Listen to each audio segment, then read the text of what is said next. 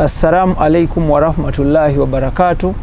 Mbaniriza ku basebo ne banyabo ku extra digest mugoba nsonga amanya ne dobozi nze IBRAH mukasa yona je musinziro kubanga mutulaba mbanirizaako nate olunaku olwaleero luno era nga tuyina omugenyi waffe ye mwami Kayongo gwe tugenda okubanga tunyumyamuko naye ku nsonga ezetololera ku nsonga z'akatale akamanyiddwa nga St. Bali ku Dembe Market abasinga ke mutegeera nga Owino Market.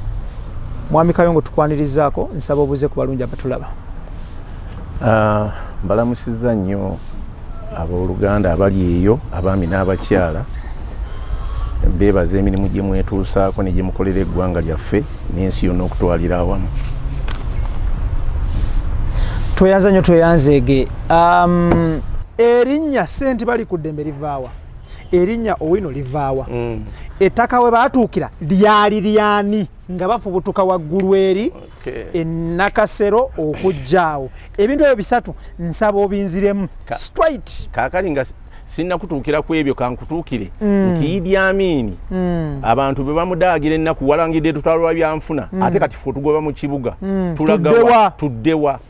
Idi Amin agamba ataani abagoba nti baatugobyewo wano nti tuli mu paaka yadi y'ennakasero n'agamba nedda ettaka lya gavumenti lingi eriri mu kibuga babafunye ettaka eddala alternative basonga ku mataka batuuka okusonga ku eryo awo we waali municipal depot ey'ekibuga akati bwe basonga ku eryo basooka okunoonyereza ettaka lino lyani liriko ki ettaka baliraba ploti 24 Nakivo Place ploti 24 Nakivo Place nga ya gavumenti bwoya eriko abanja ne bagamba bugazi ki olwo kakati eno ploti 24 eriko around 3 acres. Okay.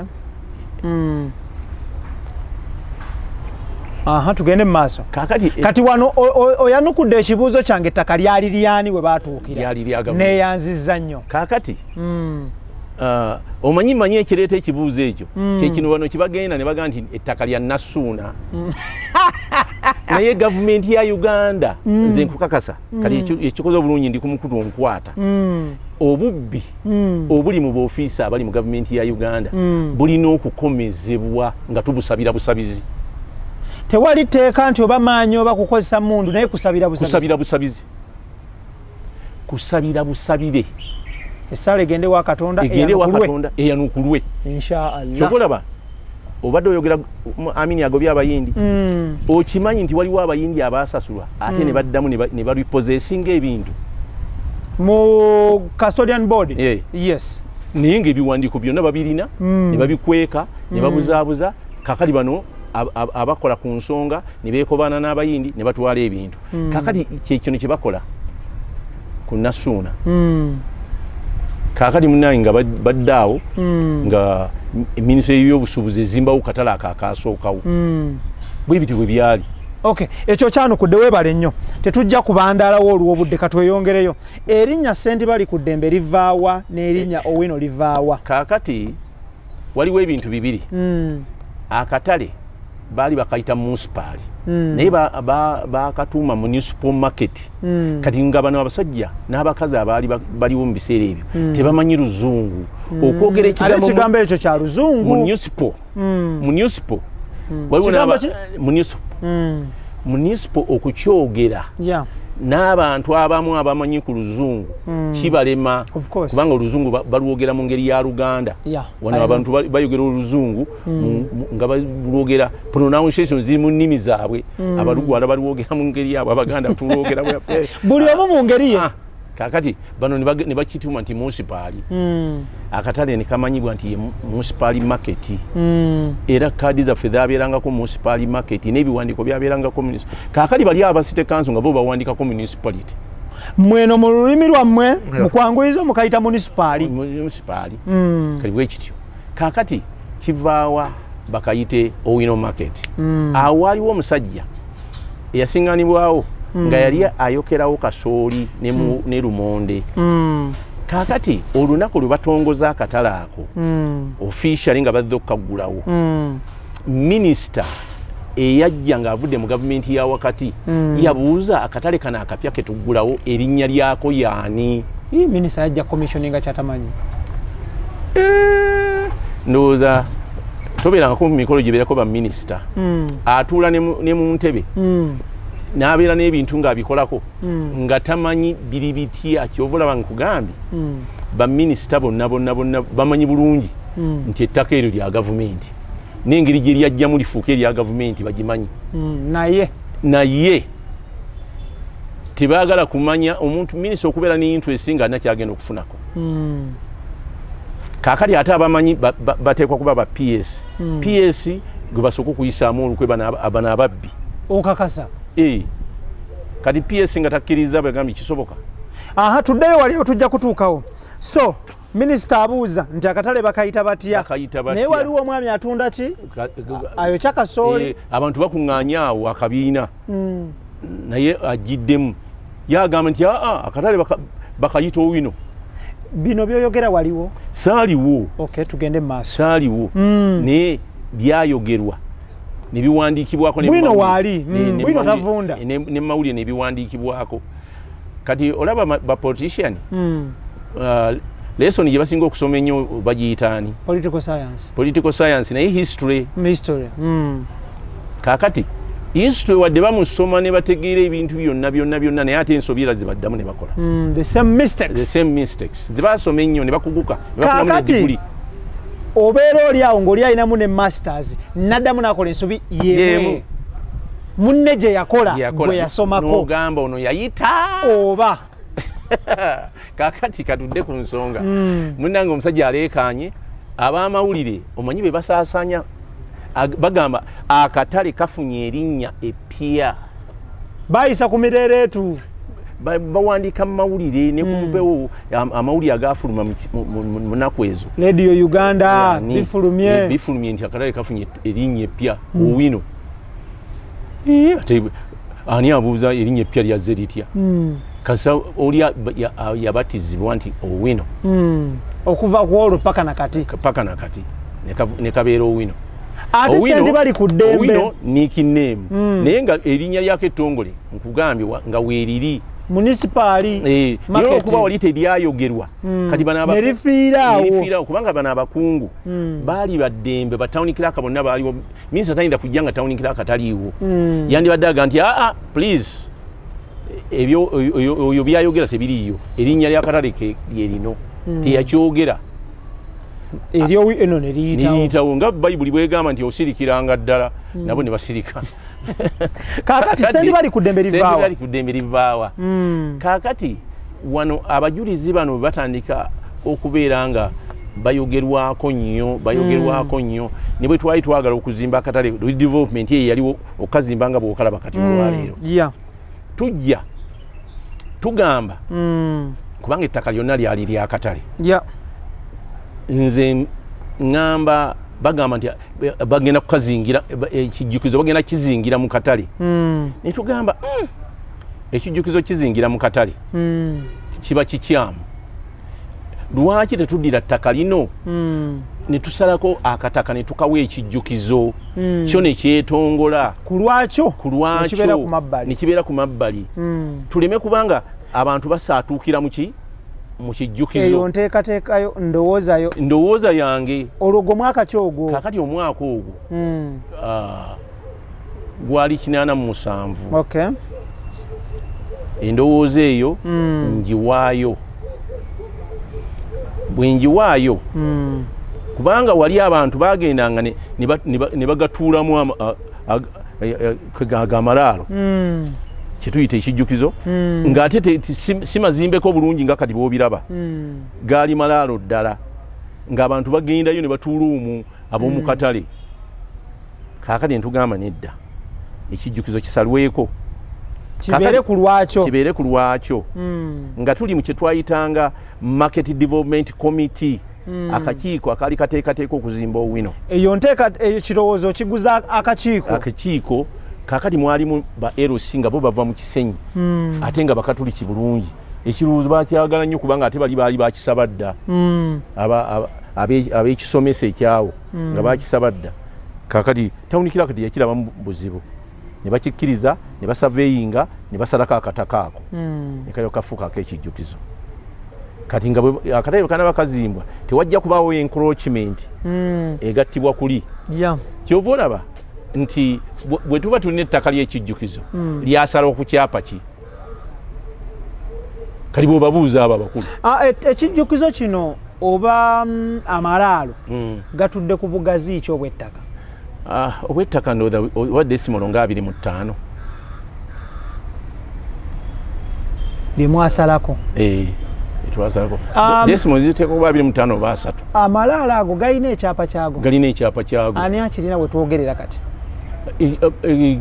kereziya ekirina Okay, that is very good. Yes. Kakati erinnya sendi bali kudemba weriva. Kakati sebaana bwajja. Meya. Baleeta ekintu kino kyoyita Owino kubanga kiri municipal tekyogerwa. Owino yawulirwa. Yagamba ekiddiza akatala akalamba ak'eggwanga okayita Owino erinnya ly'omusajja ow'e Kenya kiki bakubaganya ebirowoozo mu kanso bagamba abantu baporopozinga amanya agenjawulo kati bwe baporopozinga ne baporopozingira mu senti bali ku ddembe olw'ekijjukizo kiri ne bawa n'ensonga kati erinnya erya senti bali ku ddembe ne lisinza obuwagizi lyo kafuuka senti bali ku ddembe. Okay. Yes. Kale tuli ku extra digest mugoba nsonga tuli ne mwami Kayongo era nga mwami Kayongo ono we tuli naye wano essaawa eno atunnyonnyola ensonga of course partially atunnyonnyodde ku bulamu bwe then partly ali mu kutandika okutuviira akawonvu n'akagga akaki obulamu bw'okutambula ng'omusuubuzi ne Owino. Weebale nnyo tweyanzizza nnyo so we tuli wano akadde kano era nga yonna gy'osinzira okubanga olaba nkugamba tuteebwamu ssente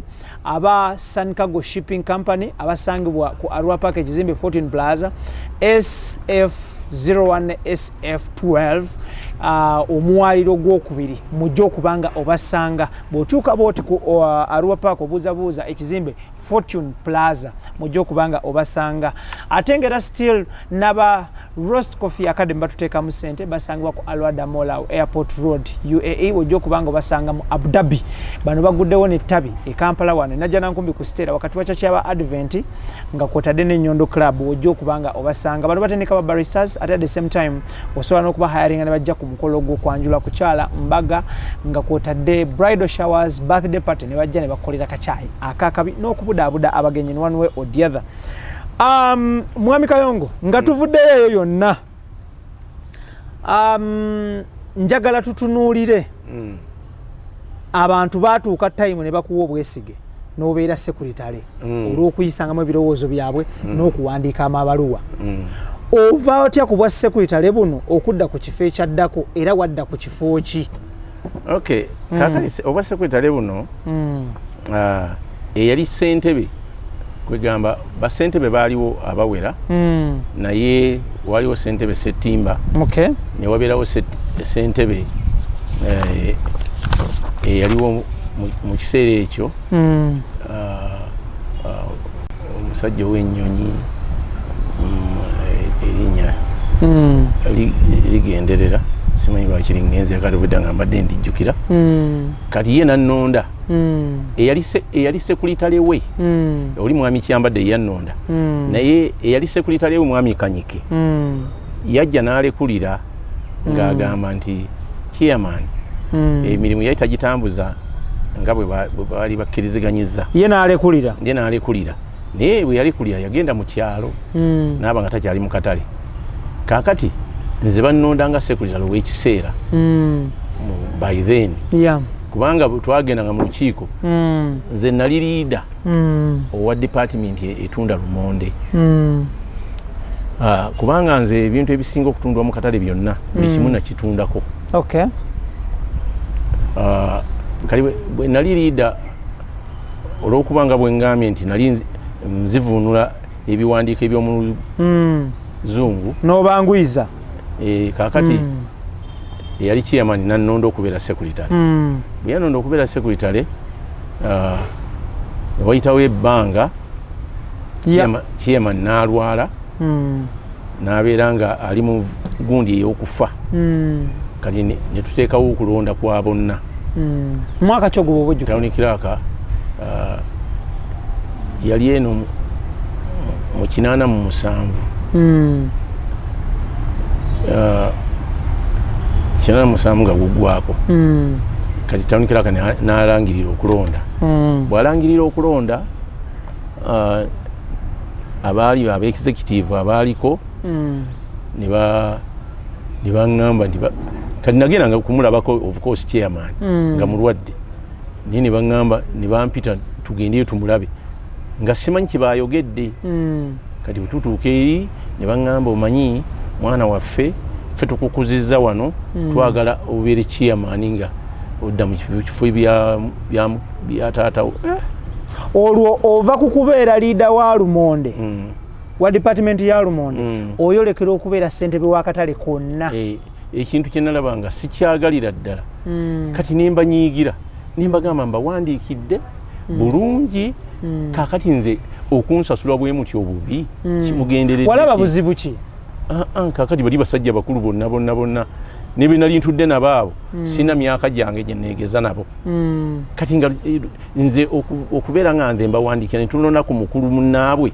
abeere chairman nga lwaki si kye tukola osigale ng'owandiika nsigale nga mpandiika kubanga ng'oggyeko kati nga bano abeegwanyisa obwa chairman nti bafunamu ssente nze nga bwe nagambye omukisa nazaalibwa nago kati awo ekiseera ekyo nga nfunyeyo nga nfunye ku kasente obulamu bukyuse buteredde era kyenali twatandikaawo twalina ettiimu yaffe y'omupiira Owino Hot Star nga nze manager kakati ebigambo tebakulonda nga bakulonze kusanyusa kuteekamu ssente kakati nembeera nga bampalirizo ekifo ekyo bwa chairman ne bwe twakayana ne ssentebe ate nga mulwadde omukyalo omu Naalongo yakafa bambi nanziza ebbali nanga mwana wange ojja kutula omusajja kyoba okola kkiriza bukkiriza omukulu kyakugambye ove wali nga mukulu musanyufu era bwe twaddayo wali twatuwa akaseera katono n'agamba njaga tumalize ekintu kino ekyo bwa ssentebe Kayongo olabye otya twakugambye tujja kuwaayo erinnya lyo ne ngamba kaale nga mmanyi bwe naatuuka eri mu lukiiko nga ŋŋaana naye wano ng'okkiriza nzikiriza nga ono bwe yagambye nti ono ayinza okufa nga tukola bwe tutyo olunaku lwe lwatuuka nga banominatinga nga bateekayo erinnya lyange ngaera ŋŋaana olukiiko lwayisibwa lutya nga ŋŋaanyi lwakyankalana kwegamba nze kyesaategeera nze kubanga saabiriimu kyesaategeera nti baali baliko bonna abantu ate eno bano abantu aba bulijjo nali seya waabwe naye nga si seya nti njagala bwa ssentebe njagala ekintu ekimbezaawo ng'okumaakuma abantu muzza ŋŋanda kwegamba nga wabaawo ekintu ekyokwogera nsobola kyogera that is all kyekyali kisinga okunsanyusa nga saagala kwekomoma kakati batuuka wali nga abantu bakyankalana nga batandika kwagala kunkuba tetoyinza gaana bwe tuba tukulagidde biki kakati olwokuba kati ng'ebiseera ebyo nze nali nakajja mu katale nga simanyi nti basobola nga bantiisatiisa nti bajja kungoba mu katale kati nga ndowooza nti kikola kati nga simanyi nti ndi ogaana obwa ssentebe ekyo kigobesa muntu mu katale saakirowoozaako naye natya buti kati kubanga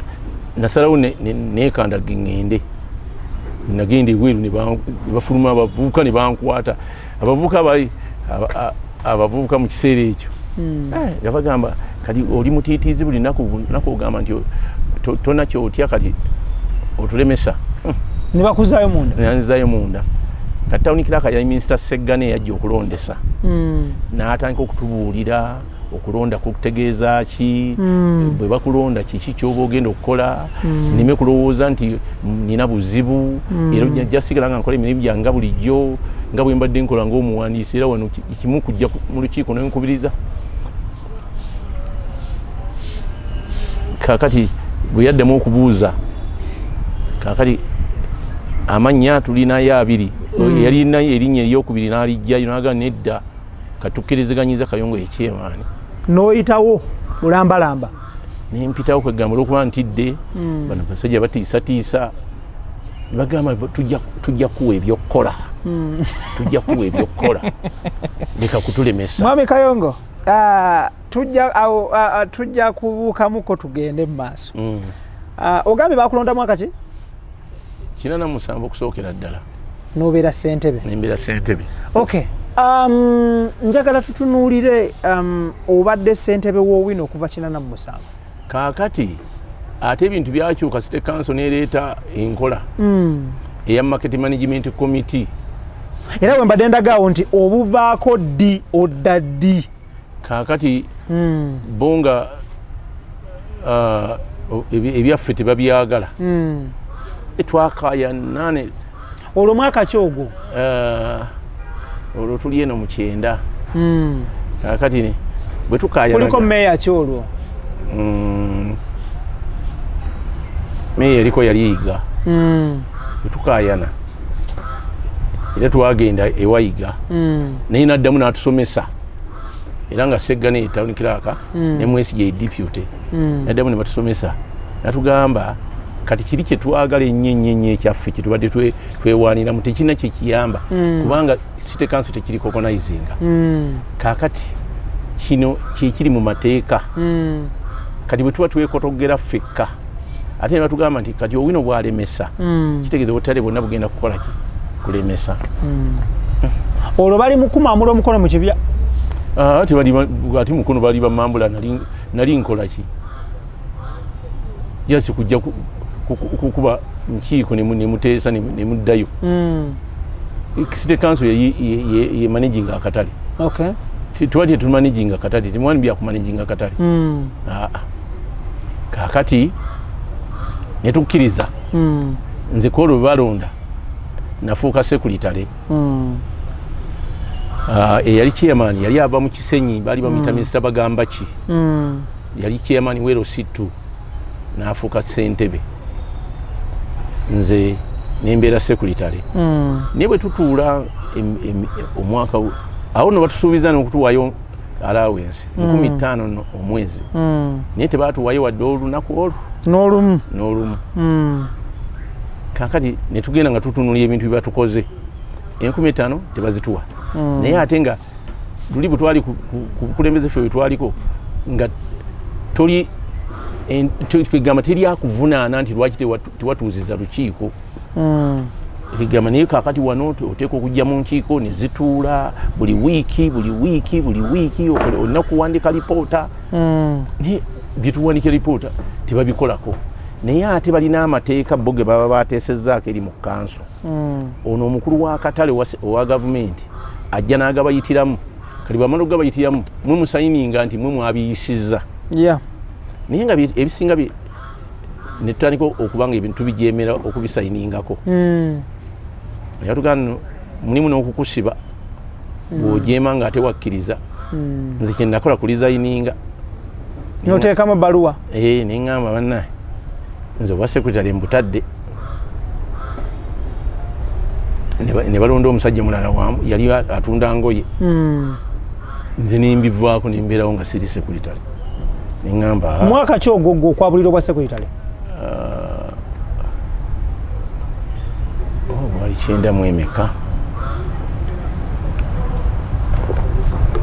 kaakati bwe tubuta ekyavaamu obukiiko bwonna obw'obutale bwonna ne bugwa kubanga twalina ekibiina kyaffe Kampala District United Vendors Association ng'ekyo ffe kati kyetwasalawo okuteesezaamu akati eyo mu ekyo ekibiina nali chairman tuteeseza mu ekyo nga mutujja ensonga netuzitwale wa town clerk nga tukolokota bano bye bakola ebinyigiriza abasuubuzi kakati ne bagamba obukiiko bwe bukola bwe butyo buyimirire bidandisa minisita wa local government n'agamba obukiiko tetwabuluubirira kugenda kunyigiriza abasuubuzi bateeka okubeera n'eddoboozi lyabwe nga beeyogerera bagamba kati babuze obupya kuolwo bwe bali balagidde n'ezo ssente zonna zetwali tukoledde oza gyali myaka 5 nti bazituwe naye tera tebazituwa naye era ffe tetwagendanga kubanja nga tetugenda kubanja kaakati tukomawo tuyingira mu eno episode wewa wali wonna nkulaza ebyo byonna naye tuyingira mu episode ey'okwagala badidde akatale kaffe bakaguziza basajja bala basooka mugamba nti akapangisiza bupangisa. Okay, awe tubadde tulaga njagala tutunuulire okukwata akatale okomawo ddi okubeera chairman w'akatale mwaka ki? Kwegamba bayita official chairman twabeerawo nga tutonzeewo sirowa awo okomerawo nga ssentebe mu butongole under sirowa. Thank you so much. Okay. Ani akulonda? Basuubuzi twagenda mu Nakivubo mu kisaawe nga tebanatandika kiri developing. Yange bitu bina tetumanyi nti bina wesimbawo n'abantu bameka okuvuganya kwali wakati w'abantu bameka? Ekyomukisa omubi okuvuganya nze baleeta erinnya lyange buli linnya lye baleetanga nga oli standing down. So waita one opposite? Naita one opposite. Okay. Abasuubuzi baali bameka abeetaba mu kulonda okwo? Abasuubuzi ennonda gye twalondangamu buli department yakiikirirwanga baliida baayo. Kati buli department yabeeranga ne baliida 7. So 7 ogwo gwe gwajjanga ne gulonda? 7. Thank you so much. Eyo nga tuvuddeyo njagala tutunuulire formation ya sirowa. Yo sirowa eyogerwako kiggwayo kitya mu bulambalamba era efoming bwetya? Sirowa okukimalayo kiri nti bannannyini maduuka, bannannyini midaala ne bannannyini space. Twasooka ffe nga president tannaba kutuwa amagezi ffe twasooka kugamba nti bannannyini midaala ne bannannyini maduuka. Naye bwe twaddayo wa president n'aga nti abantu bonna balina okubeerako kati n'abo abaweebwa spaces bonna bateekwa okuba nga mwebali. Ne tukifuula bannannyini midaala, bannannyini maduuka ne bannannyini spaces. Ate oluvannyuma kyajja ne kyongerako n'abapangisa naye ne tutayongera kukyusa linnya naye nga n'omupangisa naye kwali. Okay. Njagala tutunuulire emitwe emikulu egyatandika sirowa beebaani? Yali Leaders Council. Ekulemberwani? Ebiseera ebyo yali ekulemberwa nzeera. Okay. Leaders Council okujja twali tuzze nga tuwakanya ky'abasajja balaba kugula katale kaffe kubanga ffe wali bwe yajja nga agamba nti azzenga akapangisizza ffe tekyatuluma twagamba baba bapangisiza ng'agenda kutujja mu ssente za rwenti ate ffe tulina buzibu ki era tubusasula nga amalamu emyaka 4 ku mwaka guno ogwokuna nga bakyusa ekyali ekyokupangisa bwe baali balinwalingira nti baddemu tenda bagirange ono bagamba bugambi nti ate yabasasudde n'akagula. Okay, tujja kutuuka waawo.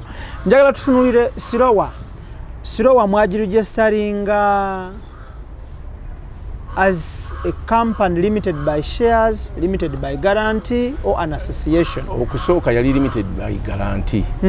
President yakitukyusisa nga tusaba liizi n'atugamba ekyo kye mwawandiisa tebakiwa liizi kati mulina okukolera ddala company, public company. N'atuwa Anthony Geno akitukolere kubanga ffe twali tetukimanyi. N'atuwa Anthony Geno ye yakituyambako. Olwo bwe twagenda twali tugenze ne yali IGP Kayihura. General Kale Kayihura. Ne town clerk ne minister wa local government. Yali ani ebiseera ebyo? Ebiseera bino yali Kayindo tafiire. Ne bamugamba agende akwatagane na Anthony General batuyambe tuwandiise public company esobola okuyingiramu abantu bonna ngeri open so ne mugenda ne mukikola ne tukikola ne bakitukolera ne tukiwandiisa mu butongole nga tukyusa kiri ekyali limited by guarantee ne tukikyusa ne kifuuka public limited company. Thank you. Njagala tutunuulire waliwo ekintu ekiri awo kwegamba sijja kunenya nti olw'okuba kusoma katono naye waliwo n'abantu abalala nga bo baagala kubuzaabuza bantu bagamba nti mu article and memorandum abantu abasayiningako nga ba trustees baali 15 ate nga akatale kalimu abantu bangi sirowooza nti waliyo memorandum eweza n'abantu nga ffe betwateekamu 15 memorandum ezisinga baali batubuulira zikoma ku bantu 7 bantu 10 netugamba nedde kana akatale nga bwe kaliko abantu bangi twagala buli zone eveemu abantu abasayininze representative kati bana abantu abalala ko babere mu register kakati naye oli bw'aba ayogera kegamba nkiwulira nnyo manyi nze ebigambo ebyogerwa Susan sibyewuunya lwaki kubanga amagezi ge nze ngabala nti gamuyambako katono bw'olowooza bwe bakugamba bw'okiraba oba bw'oyagala kibeere bwenkiraba lwaki buli ekiva mu ye kiba nga bwe bagamba nti omugaati ogutayidde si bayogera half baked bread bwekifaanagana kakati okuba abeera nga ebigambo bye byayogera biri half baked ate tayagala kukola consultation zakutegeera ate ne bwategeera era sigala ali rigged tujja kukitunulira mu maaso ekyo. Okay, njagala tutunuulire waliwo wano ebibuuzo byenjagala oddiremu bannayuganda abatulaba nga kijja kuba kya bulyazaamaanya nnyo bwe tutabikoonako. Bikooneko lwaki tobikoonako? Mwami Kayongo, okujja kwa Haji Hassan Basajja balaba mu Owino wakulabamu buzibu ki era walaba birungi ki mu kujja kwe?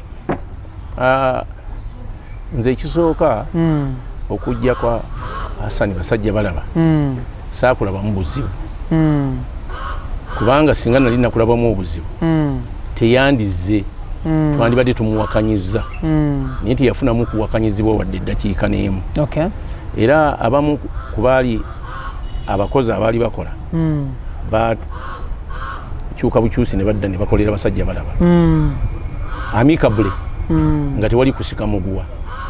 So entabwe yavaawa oluvannyuma? Entabwe we yava Basajja balaba twakitegeera luvannyuma nti baamulimba nti akatale kano kaali kavaamu omwezi ogumu emiliyoni 300,000. Kumbe in reality meka ezaavangamu? Kakati mu kiseera ekyo essente ezaali zivaamu zaali miliyoni 85. Ani yamulimba? Abasite council nabana abasoma project. Kakati bakansala abaliwo mu kiseera ekyo Basajja balaba yabawa enguzi nnene kubanga buli muntu yamuwa mmotoka. Oli sure oba baakugamba? Ndi sure. Oli sure so kijulira mu kooti? Nsobola okijulira mu kooti. Okay, tugende mu maaso. Kubanga ekyokulabirako weekiri tewali buzibu. Yabawa mmotoka kikaaki? Zino zikibina. Ebiseera ebyo? Ebiseera ebyo zaali akatuuka nga very popular. Akali bamusomedde diiru nti singa asaba akatale Basajja balaba tayagalangako kujja ku Owino. Era bwe njogera bwe nti abantu bagenda bagani muwolereza simuwolereza. Basajja balaba yasaba City Square ne bagimuwa kati ne bwe bituuka awo City Square ne banga eriko historical background ne bagimujjako kati ngate sente ziyali abawadde ezaali zigenze mu official conference z'entono ezaali zigenze mu mugundi mu kiwato zennyingi. Kakati mu kiwato otegeeza ki? Toli mu Uganda tomanyiza mu kiwato kati gwokwata bino ebiboozibozi ezo mu kiwato zezasinga obungi kakali ez'omukiwato wezasinga obungi nga nebagandi bamuli funding esente ze tafunamu kati nebamugandi abajja ne bamuliiramu nti kabamuweemu Owino bamuweemu nakasero as compensation eyo yingiri basajja bamugandi bamuwamu bintu Owino tamala bakongereza ko nti tamala olwo bani bana bamugwa abali official abali mu state council tawunikira kane ne mayor then yali ani ebiseere mayor kye Seggane ne Sebana Kizito yes akati kati kugenda gwe kyava ku kyo gatta obutale bonna n'obuwa muntu omu nti yajjanga abusaba nga balati bote balaba bikiba kifuna babusabe kakati that is the question. Okay, so tutunuulire Haji Hassan basajja balaba bwalemererwa Owino oba bwalemesebwa Owino buno obutale yabulemesebwa tutunuulire Owino kati in particular bwalemererwa Owino oba bwalemesebwa Owino who came in okutwala okutwala nga amaze okulemesebwa kyasigala tumuhimi it may concern kiro kitwala omunako olw'ensonga nti eddakiika eyo nga akatale kali mu tendering process gwe toyinza kujja nti olw'okuba obadde oba ssentebe oba obadde omukulembeze w'Owino otwale management naye waaliwo abantu abalina backing eri ku political side ey'ebyobufuzi mu kiseera ekyo abaali bafuga city council ne babuukira ekintu ne bakola company gye bayita Umoti ne batwala oluvannyuma naye nga oluvannyuma lw'emyezi wasooka ne wawawo kigaapu awo nga kirimu abaali bakulembera Central Division Nyakaana kirimu abaali waggulu ku district bwe batyo ne bateekawo abantu abaali bamanaginga of which waliwo vacuum eyo oluvannyuma watondebwawo kampuni eyitibwa Umoti ne bagiwa just nga ate si tender naye just to oversee on behalf of the ani yali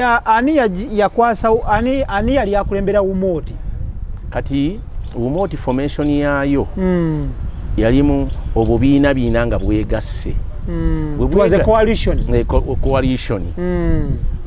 kubanga embeera eri mu bintu bino ebya ssente bali ku ddembe okusingira ddala ninga ne mu butalo bulala bwekyo bwekiri balowooza kulya ssente baani abo bubiina obufoomingibwa emirundi egisinga buba nga bulinako political affiliation kali akamu kabeera mu movement ng'erinamu abantu ba diehard bagamba tunaaliirawa NRM nga bagamba tunaaliirawa abali mu DP nga ate balina ku buyinza mu council tunaaliirawa bwe butyo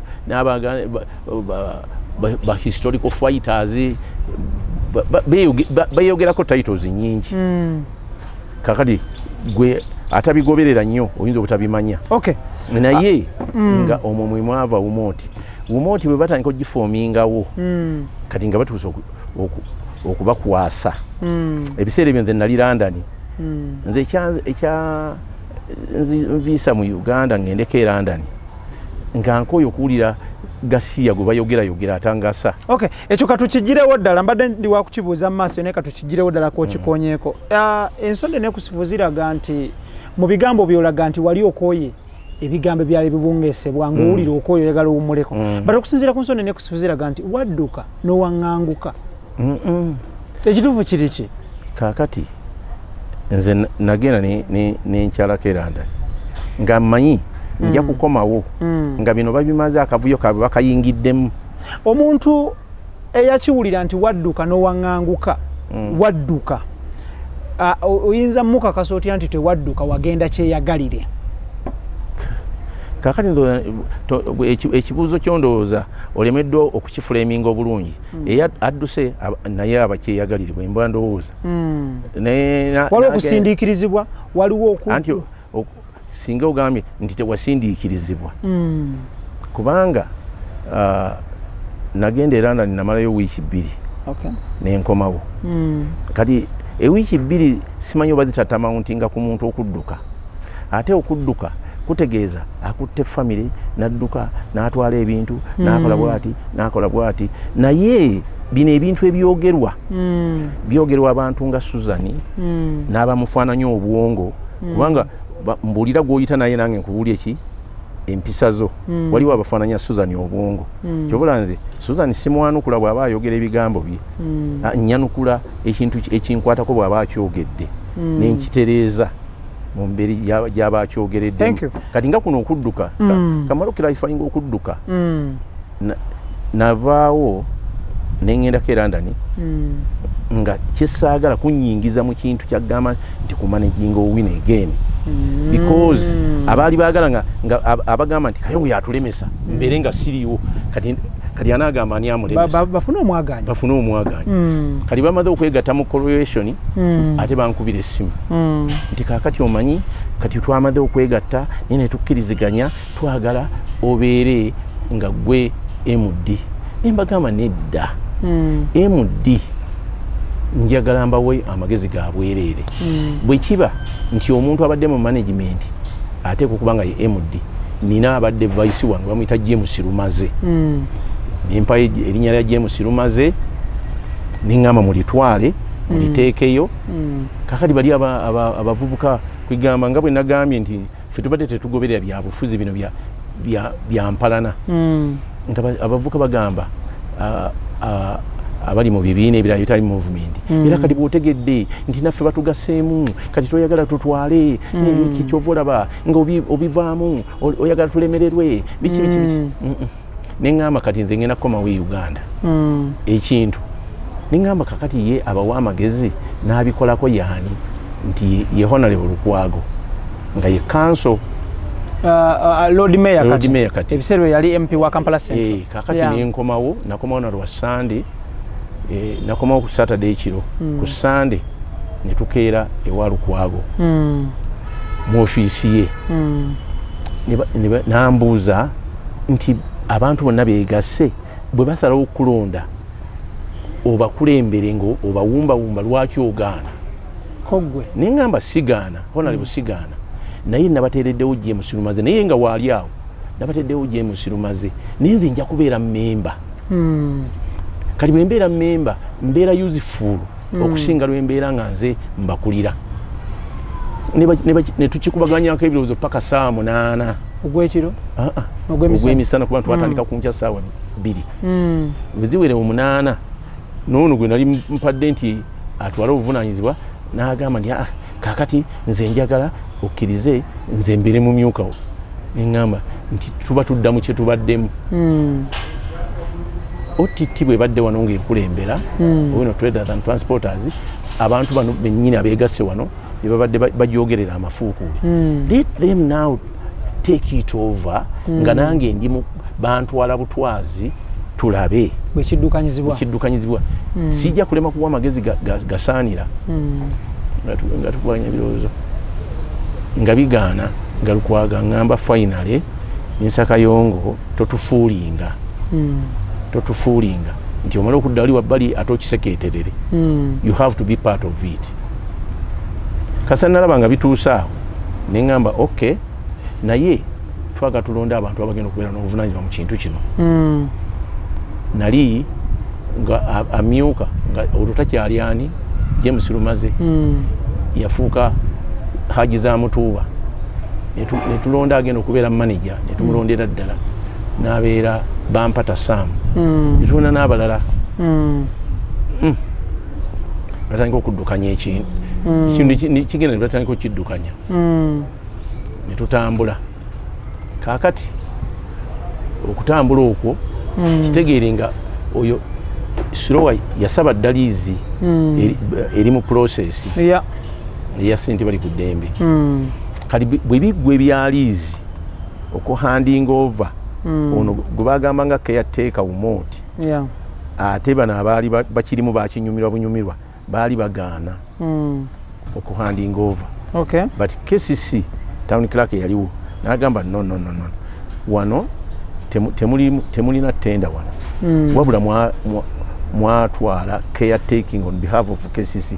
KCC is saying nti obuvunanyizibwa bwadde Sirowa nga liizi ekyo bwekiri bukyali. Thank you.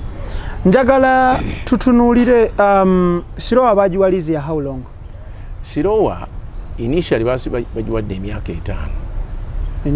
Initially.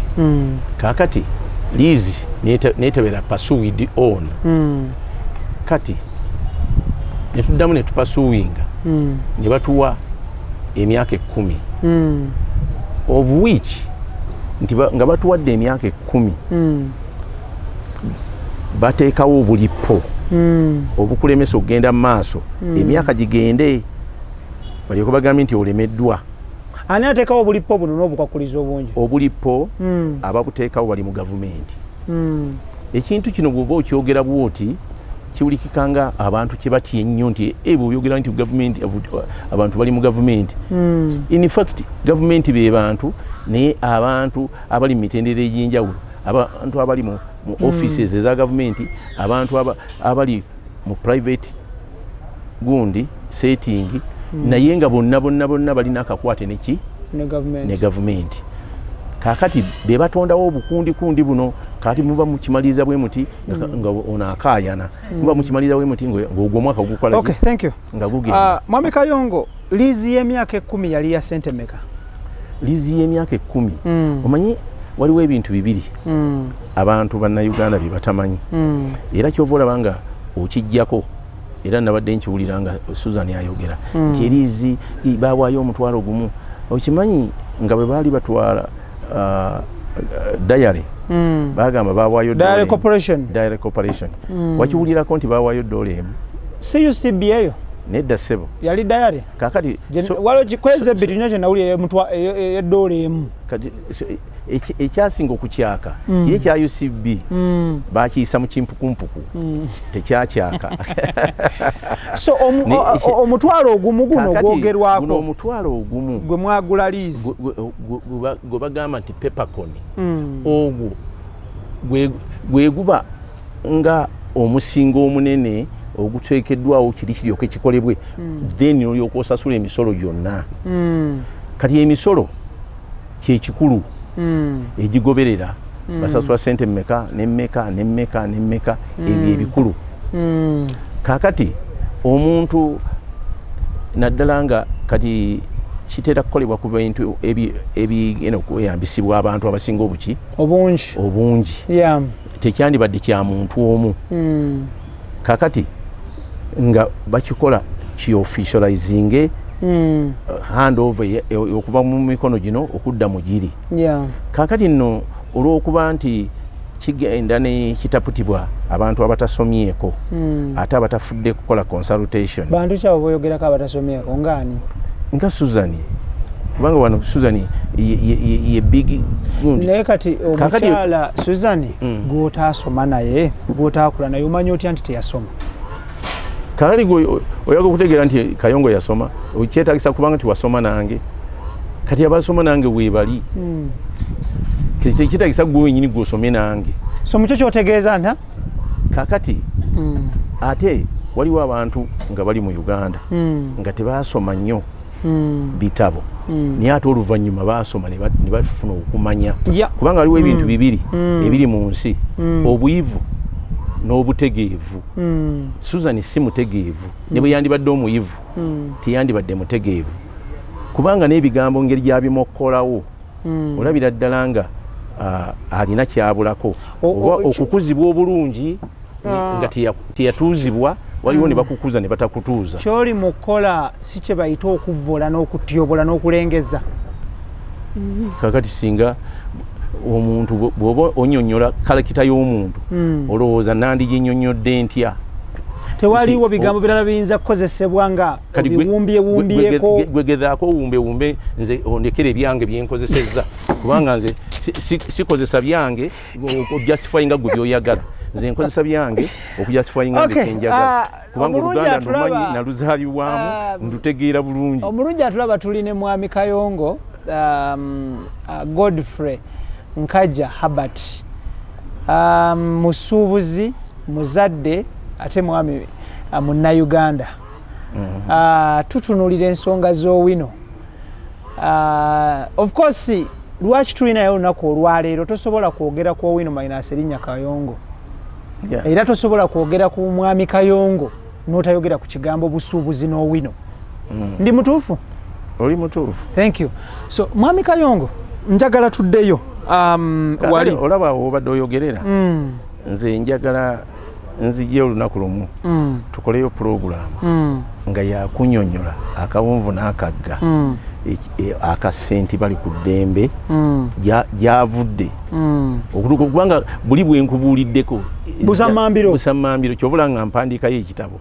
Oli mukola kitabo? Ndi mukola kitabo. That is very good. Kakati ekijja okuyamba ku bantu naye olwokuba abantu tebamanyi kusoma omanyi bw'oba onomanyi Munnayuganda ebintu obiteeka mu buwino anammo omufiriko okumanya teeka mu buwandiika. Nze nakirigamba Munnayuganda kubanga omufiriko omulala simumanyi nnyo naye Bannayuganda mbamanyi mbeekakasa.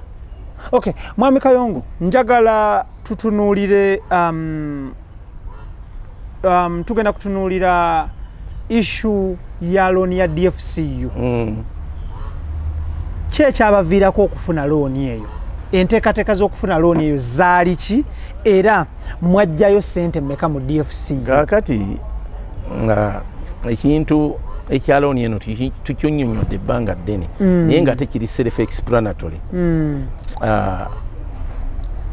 Bwe twamala okulaba nga abasajja balaba atuguze nga bali bagamba nti yabasasula ovuwiki baali balimba yabasasula n'emyaka ena abasajja gye yamala omwo ffe ssente ze twali tusasulayo wali ng'akyapangisa va wano ng'aguze kati bw'aba aguze awo ne bw'atawaayo ssente tekirina buzibu naye wali ng'akyapangisa tiyabawa ssente okuggyako ziri ez'enguzi zino ez'omu kiwato kubanga omanyi lwaki twabijja mu kugiyita enguzi kubanga enguzi waliwo omusajja yakola omuzannyo bagamba nti enguzi etongozebwe nga nno ekyali mweri mu initial stages enguzi etongozebwe nga tennapaala ne batandika okulaga lwaki enguzi esaana okutongozebwa. Kaakati wano bino eby'omu kiwato nga tebinnajja ne bakola ki? Ne batunda Owino. Bwe batunda Owino twemulugunya. Nagenze ne mpulira ekyoto kyembuuzizaako naye nakiwudde mu katambi kali ng'omukyala agamba nti kaakati bagenda ne basaasaanya olugambo nti muzeeyi pulezidenti yayagala okutwala Owino. Oluli telwali lugambo. Meya Sebaana yajja n'akuba olukiiko mu ssenti bali ku ddembe n'akola accusation the accusation nti muzeeyi yatwala akatale kaffe. It was an allegation. It was an allegation. Misana era natuukirira muzeeyi nga n'abantu bonna weebali. Muzeeyi yani gwoyogerako? Muzeeyi njogera ku president. Oh yeah. Nze bwe mba njogera ku muzeeyi bwe buli ngamba muzeeyi oba otegeeza president? Mba ntegeeza president. Okay, abatulaba mukitegedde. Bakitegeere. Kaakati nengena nga atuyise nga tuyikyanze obutali butaano babuwadde basajja balaba si babutadde babuguzizza naye nga talina ssente zasasuddeyo naye ebintu ebyokutwalirawo mu kimpukumpuku era singa twasirika awo ebyandibadde biggweredde wassalaamu naye ffe olw'okuvaayo ne twogera nga nze nkulembedde kyekinkyawaganya n'abantu abo. Okay, mwami Kayongo nsaba tuddeyoko ku issue ya looni eri mwajjayo ssente mmeka mu DFCU?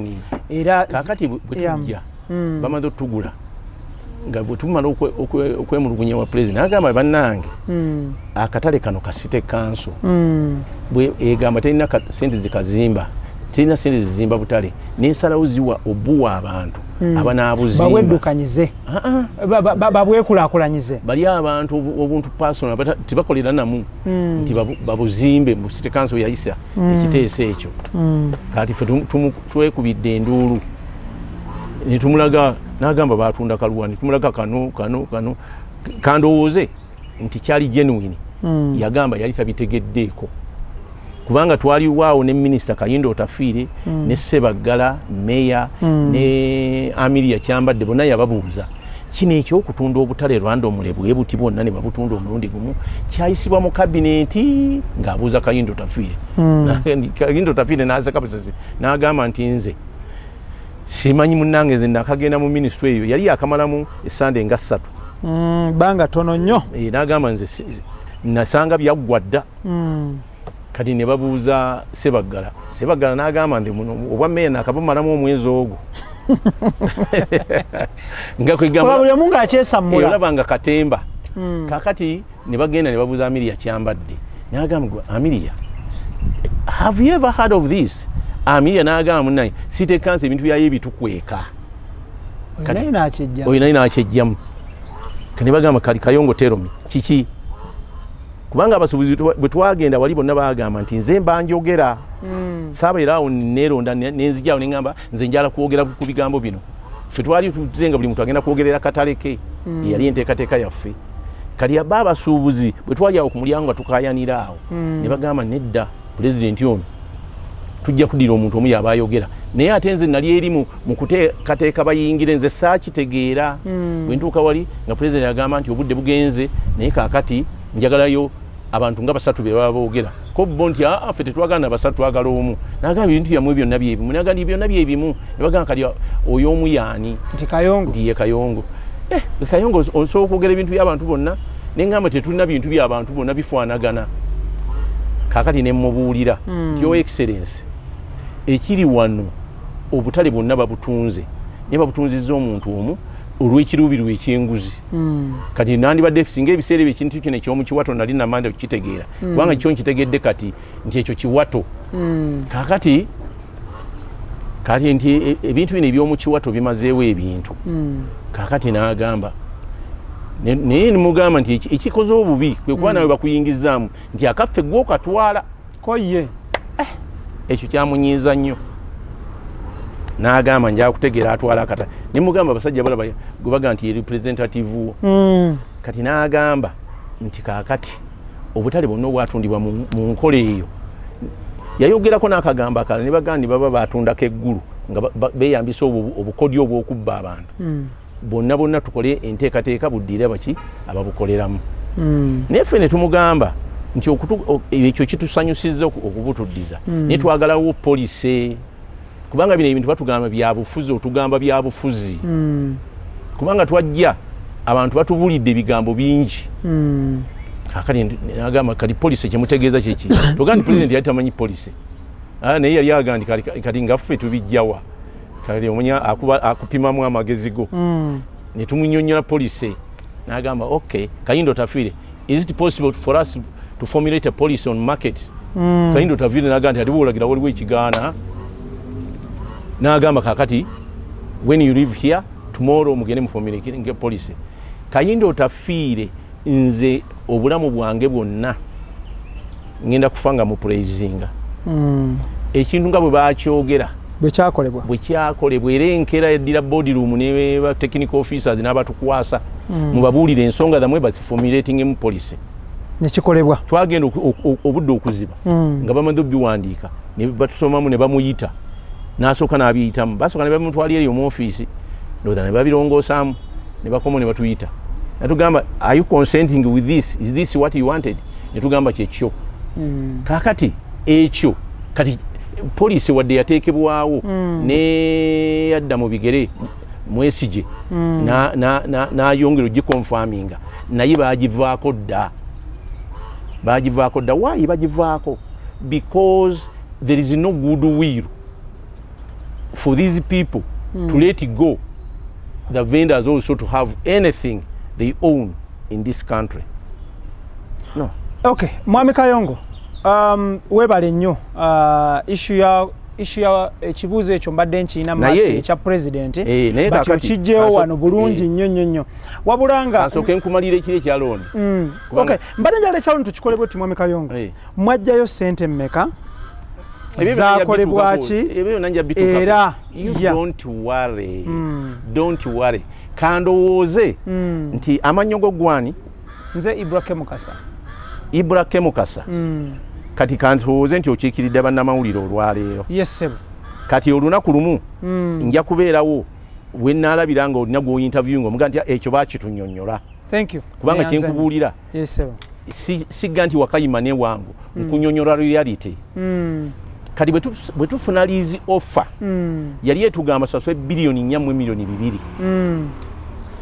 bwe tumala ogifuna baagiwerekerezaako ebbaluwa endala ezitawerekerezebwa wantu wonna ku katale konna ke baali bawaddeyo okutunda ffe baatugamba ntuteeka okugulayo ettaka asaidi eririsengukirwako abantu nga bakyazimba ffe bwe baatugamba strictly Owino ne batugamba ndi mwokufuna offer letter yammwe musooka kulaga ttaka kati ne tuddayo naye president twali awo yaŋŋamba naye Kayongo gwoyinza okukunga abantu ne basonda kagamba abantu nga 10 ne basonda ssente okisobola ne basonda ssente ne zigenda mu ssente zigula akatale nga kyali kirabika nti impossible era buli muntu yenna ali yamanyi nti ekyo kiri impossible si yeye ka president abantu bonna bali bakimanyi bwe batyo ne mugamba kisoboka nanga gwoyinza okuwezayo abantu 10 ngobaga nti sonda ssente nga dakwegula n'agamba abantu tebakisobola ekyo kibatayagala kuwuliza ate nga ekyo kitwali tumaze okuyitamu kye baali baagala bo abaali batutumye akati bwe twamala okuddayo nga batuwadde ebyo n'ebbaluwa n'ejja ne tubayita ntandika okusonda ssente twali twakasonda ssente nga twakaweza biliyoni 2 mu miliyoni nga 2 nga tumaze okulamuza ettaka awo ottaka muliramuzaawo olwo awo mu Kisenya walinaanya akatale nga tuwaya verifying oba sente ze batugambye entuufu n'okulaba nti ebyapa ebyo biri authentic nga tugula ttaka twagula ettaka yiika 3 twaligula 3 kitundu twazigula biliyoni 3 n'ekitundu muligula kwani abantu bannanyini baali banjawulo naye nga bakuŋŋaanira wamu nga lyebodalinga waliwo eryali bodalinga naye nga lyali prime olaba wali Owino kati awali Owino awo we bazimba moolo etunudde mu Owino eryo lyali ttaka lyaffe naye banka yali tutundako naye kali awo siwendi kati naye nze ndi kukugula ttaka ne tuligula ne tutwalayo kopi z'ebyapa aba city council ne banoonyereza nga kituufu twaligula ng'era teririko incumbrance ne balyoka batuwa offer letter olunaku lwe baagituwa eyaliizi ng'etusaba biliyoni 4 mu miliyoni 2 4.4 billion 4.2 biliyoni 4.2 biliyoni bwe bazitusaba kitegeereza ssente akazijjawo tuguzeemu ettaka kati mwalimu akawaayiro nti tuziwaayo mu lampu saamu bwemu ku bulipo obwalimu naye kakati ffe ne tugenda ewa lawyer ne tumwebuuzaako kana akalipo tetuyinza kagaana koye n'agamba Kasamu n'agaana akalipo konna ke batadde omwo ng'eyo izoofa bagikansolinga ate mmwe mugyetaaga ate ffe tugyetaaga n'agamba mmwe kye muba mukola ku akawunti kwasigaddeko mmeka nti miliyoni 12 n'agamba omuntu yenna omuguzi nga tonnalaazalaaza mukwate miliyoni 12 anti akawunti baagye bawadde nti ye muziteekeyo mubenga obuguzi mubukutte awo tebayinza gibajjako naye bino ebyokuddaano nti ate mugaana awo muba mwetadde mu matiga kubanga bano bali kutoa obulyembulye bakuweesa ddyo ne bakugisaako kkono n'agamba nze nkimanyi teri muntu abaagaliza kutwala awo nti ye kale ne tuddayo ne tukibuulira abantu baffe ne tubagamba tusonde mangu bwe twasonda ne tuwezayo miliyoni endala 10 kubanga yatugamba nti bwe tusonda nga tuziteekayo kati kye twakola nga tusondayo endala 10 nga tuziteeka ku zino bwe twazitwalayo nga tugenza okusaba gundi kubanga bazi transferring nga transferring tetwatwalanga mu cash oba mu cheque olonga muzi transferring ziva from which bank to which bank ziva mu DFCU twalina collection account yemu mu DFCU collecting sente eza project erieji emu era tetugikyusangako era buli muntu twamuwanga ne bank slip ne bank slip bazilina nga kitegeeza bwe mwaziteekanga kwa account yeyo kwezavanga okugenda oketalinga for the lease offer. Exactly. Okay, awo wenyini njala tugirewo ddala kino katini nnyo mu DFCU mwayinamu accounts mmeka? Ezo njija kituukako naawe kikakumbuzabuza okunzija ku mulamwa omulamwa gukyali ku ssente zino eza lease offer zajja zitya batuwolezi billion sinakikugamba ate ng'ogenda ku account ndala ffe tuli ku ssente zino abantu zibasonze ssente bwe bazisonda zigenda ku account kuli zivaako zikatalinga ebyo byokka era n'ebiwandiiko ekyo kyatwala how long okukola ki ekyo process yona yatwala how long okuba nga tusasula ssente ezo the 4.2 billion eza lease offer ekibi obuuza ekibuuzo kyebanannakwanukula kakati bwe tumala okutwalayo miliyoni andi kati wano ndabawo owuliriza saagala obeerenga ongayidinga nga looya tongayidinga kali wano nze njogera ebyaliwo gwe byotomanyi kali byotomanyi kali bonoobiwaako amagezi ojja kubanga otaddemu gago kakati bwe tusasula ekikumi ekyokubiri bajja bakigaana bwe bakigaana nga bagamba tugende tusome bulungi offer yaffe naye nga tugimanyi ebigirimu titwali tetusasula nti okuba tebali tetumanyi ng'egamba lump sum ne batuteekako ebbaluwa etublocking obutaddayo kudepositingayo sente neegi kaakati tukomawo tuyita general meeting nti obuzibu buli wano ate tegeera bali bakavaamu sente zino ezasondebwa abantu okugula liizi abantu twalina expectancy y'abantu mutwalo naye sente zino twazijja mu bantu 3,000 nga mu 200 bokka abantu abasigadde tebaleeta sente nzikirizwa okubuuza awo ekibuuzo obuzibu bwavaawa lwaki omuwendo tegwawera omuwendo tegwawera abantu babuzaabuzibwa abantu abafaanagana nga Suzani nti babalimba sente bagenda zirya bw'obanga olina project n'ekiruubirirwa ng'oba okola katugambe okola introduction meeting oba wedding meeting oba ne proposed budget era obaawo n'enteekateeka singa ng'oba tohiitinze target eyo from certain sources oba ne plan B yammwe yali ki? Plan yaffe B yali yakujja mu banka tugende mu maaso kakati bwe tugenda eri abasuubuzi nga abasuubuzi bagamba DFCU twali erondebwa efuuke nti yegena okuyamba ku project abasajja bwe bajja wano bannanyini DFCU baatugamba nti balina lwedde okutusasulira ettaka manyi ekyali kitugaana ffe nga lwaki tetwagala kujja sente mu banka magoba gaazo interest rate kubanga sente ezo ennyingi ate ne interest eba nnene nnyo ereeta sente zino okusukka kyemwali mubaze kakati bwe tumala okubaganya ebirowoozo okumala akaseera ne tukkiriziganya nti tetwagala kufiirwa tugende batuwole sente aba DFCU kakati twaddamu ne tubayita aba DFC mu lukiiko ne bakkiriza zituwola bwe bakkiriza zituwola abasajja ba DFC baamala emyezi 5 nga tebazituwadde naye ng'olwedde mwateekamu dde okusaba ng'okusaba twakuteekamu nga kuli approved already naye nga tebakuteeka mu nkola kaakati ne tuyita general meeting eyokusatu bwe twagiyita ne wajjayo abantu abatuwa amagezi nti twesibye kwani ku DFCU ne banka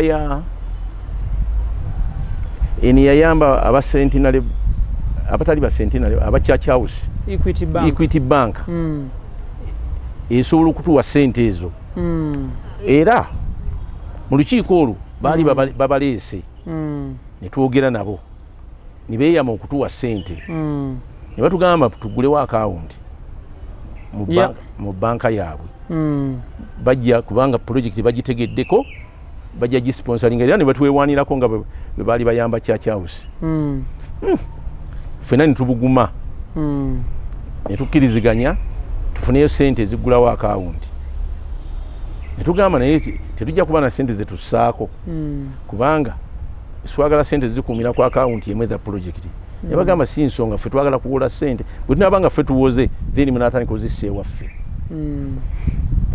nga tugenda kati nga batukubira essimu nga batugamba nti bali ready okutuwa sente aba Equity ndowooza muno mu mabanka mulimu abakolagana ne bannaabwe tomanya nga tuyita olukiiko nsambya sharing nga ba Equity betegese okuleeta dummy check bagihanding over then balyoka baziteeke mu city council tuba tuli ensambya nga aba Equity batudde edda wali ne dummy check yaabwe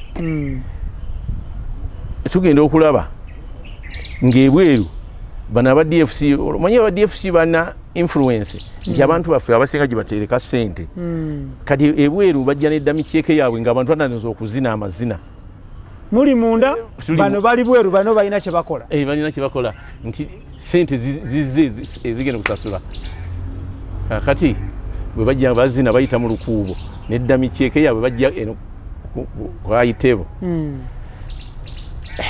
yali akolanga MC kalabalaba w'omukolo ng'agamba ti kino kiki nga ffe twegeyamu wano nga abali batudde nokwayitebo nga tugamba nti kakati bali tugenda bagamba tutya kandi ate tubagamba ki kasa nabo bakirabye kati bano wabeerewo ofiisa waffe agenda abagambe nti batusaasire kino tetwakigenderedde tujja kubeetondera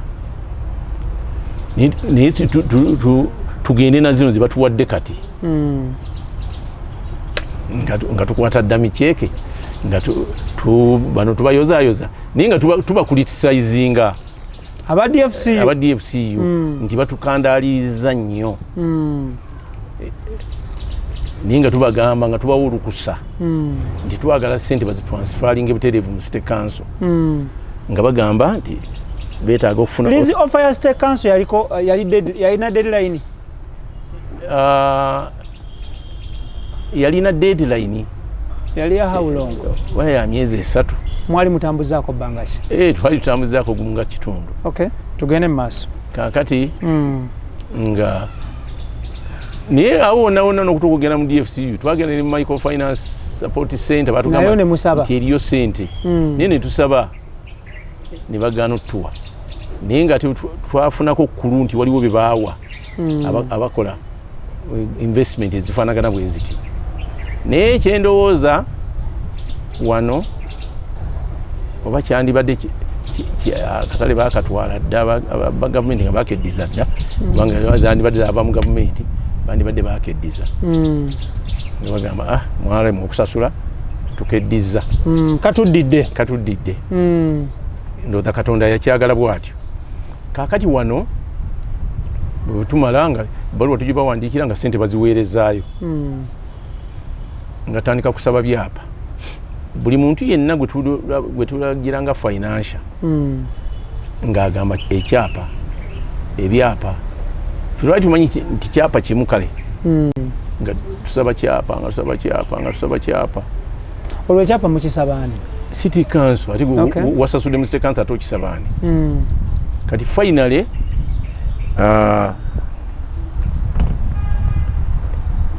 ekyavaamu nga tulaba batuwadde lease offer eriko emyaka 5 twakatambuzaako 3 netugamba bano tuwawaabire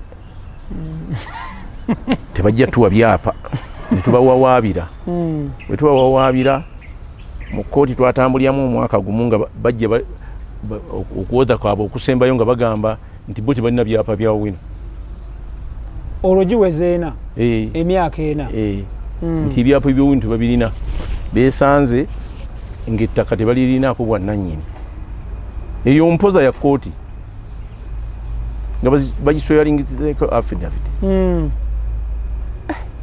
omulamuzi n'agamba kati mwati mutumalya ky'ebiseera nti ffe tulinako akaapa kamu n'agamba muba mukalina kati mubawaako mutandikiraawo mukolagane kobbo nga batugamba nti bo kye baagala ffe kulina ettaka eddala tubasayiningire ffe nti kubanga kati mu mateeka ffe twali tuteekwa okusaba liizi ku ttaka eryo kubanga ffe tulituddeko ffe tulirinako interest kakati ate bano bwe tubasayiningira nga tubasayiningira bo basabe liizi ffe batuwe saabu liizi etugamba sitekansa eno ogisayiningira tegenda kwefuulira naye looya waffe n'atumatiza nti tugisayiningire egenda tuwa kali akaapa keerina ate eryoka etuwe naliri oluvannyuma kali wagenda okuyita emyezi 3 gibaji okikoleramu yakomongo egamba era tena kyekoze ebbanga litambula abantu basonda sente egamba abantu beekyanga ku kino beekyanga kali anti bo balowooza byakwekalakaasa ate ffe si bye tulowoolezaamu baani abalowoleza mu kwekalakaasa abantu nti gavumenti ewulira byakwekalakaasa mmwe baani abatawuliriza byakwekalakaasa aba executive anti kakati bw'ogenda n'oyombera gy'osaka obuzibu buba bukujjidde nga bwe tulowooza nti bwe tunaagenda ne tuyomba nabo ng'abeekalakaasa mwali mulowooza nti muba mulinnya gye gava kubanga be bagenda okwapuruvinga pulaani bagenda okola bajja tulemesamu ebyo byonna ebirala ne tugamba tubakwate bulungi gye tubakomye obakwata obulungi bo gye bakomye okulowooza nti tetutegeera kaakati ekyasookera ddala bwe twabasayiningira kali akapapula ate bo baafunayo omutake nga gwe bagenda okuwa liizi ebiwandiiko bye baateeka mu landi board olwo babasudde ebbali nga ffe batusudde ebbali ate ekirala twagenda okunoonyereza nga ettaka lyonna lyaddira district board terikyali lyabano kubanga mu mateeka agafuga ettaka abantu ayalina ekyapa kya 1900 olunaku lwe bakola constitution ya 95 waba teyakirinuwalinga kyafuuka kikwangala kakati ng'ekyo tekikyakola kati ettaka eryo lyonna constitution yaliwa district board ebintu nga bijja bikyukana akati n'olwekyo erire ebbanja tuliridde ab'ekyapa tebakituwa twalina omukisa mulungi waaliwo bafinansha nga baali bafinansinga community project omanyi wano e Uganda tewannabaawo execution yona ya community project community project ye the sente abagagga ze basetinga nga bwabaayo ensi zino ezaffe enjavu nga waliwo project eyamba community erimu abantu abangi babawola sente naye at the end of the day bwe mujja executing obulungi ne baprovinga eri ku nkomerero nti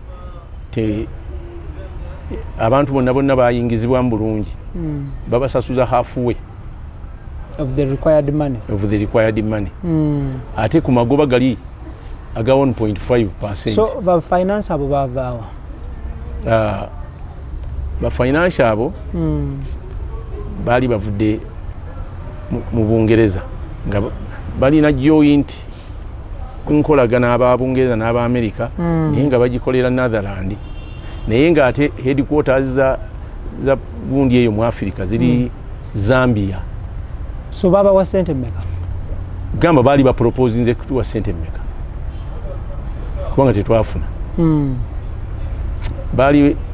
balina okutuwa sente zijja kutambuza project eno twali tugamba nti approximately ziri million 3 eza dola bisatu ebya dola kakati tutambuza gabwe gambye ndi bano batondawo obukundi obuntu bujja bulemesa ng'ate batandika bwe tutuuka baliyo okubanga abasajja bajja wano bamalawo wiiki namba nga basitadinga bakola biki bakola due diligence bamaze kubiraba kwaprovinga nga tulina batwala mu bakulu ate bwe twabatwala twamaliza nga ate bawandise ebbaluwa erimu ku headquarter zaabwe nti sente temusooka kuzibawa bakyalina ebizibu wano ne babirinyamu eggere so bw'oyita mu bungodiiro obwo bwonna olabira ddala nga si kyangu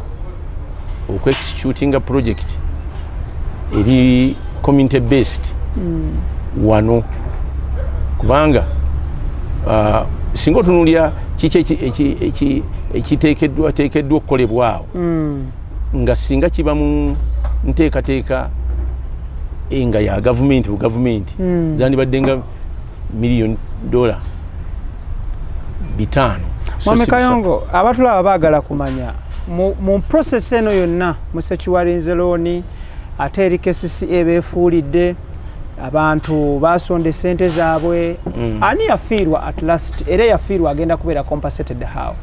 Kakati nze kwegamba ekibuuzo kyo kino kyani yafiirwa twatuuka ne tuwaaba omusango ogw'okututaataaganya ne tugusinga naye mu kugusinga ne babalirira biliyoni 32 naye era mu kudda ebbali mu kuteesa ne tucompromisinga ku biliyoni 17 ze baba batulira mu biseera ebyo byonna naye nga sinatuuka wali batuddiriza ssente kitegeere nti omusuubuzi tannakyafiiriddwa sente ze yasonda zaagula ettaka lya appreciating aba appreciating okujjako baatundako ploti yaffe ki emu ne bagitunda mu bukumpanya obuyitirivu. Ani yagitunda? Banka. Mwawa abaddiira waira musango gutuuseewa?